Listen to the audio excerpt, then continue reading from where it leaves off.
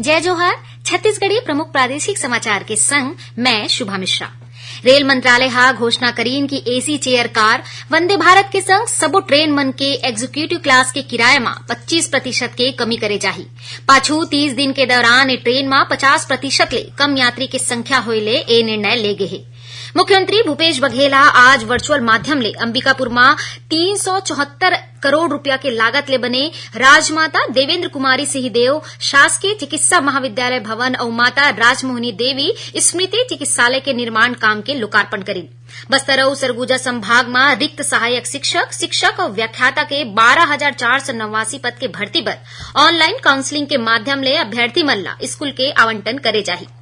बिलासपुर के गांव बेलतरा तीर काली होई एक सड़क दुर्घटना में गंभीर रूप ले घायल भाजपा कार्यकर्ता विश्वंभर यादव के बेहतर इलाज बर आज चकरभाटा एयरपोर्ट ले एयर एम्बुलेंस डहर ले दिल्ली के एम्स अस्पताल भेजे गए हैं। भाजपा के प्रदेश अध्यक्ष अरुण साव, पूर्व मंत्री अमर अग्रवाल और जिला भाजपा अध्यक्ष रामदेव कुमावत बिलासपुर के अपोलो अस्पताल पहुंच के घायल कार्यकर्ता के स्वास्थ्य के बारे में जानकारी दी। प्रदेश में खुला में चराई करत पशु मन के नियंत्रण और ओखर मन ले खरीफ फसल के सुरक्षा बर ए बछर घलो रोका छेका अभियान चलाए जाही। ए दौरान गांव मन में रोका छेका अभियान और सभा के आयोजन होही। मालदीव के राजधानी माले में पाछू 5 ले 8 जुलाई तक आयोजित 13वां South Asia body building championship में बिलासपुर जिला के पी आनंद राव भारत के प्रतिनिधित्व करत हुए 80 किलोग्राम वजन वर्ग में 5वां स्थान पाहे।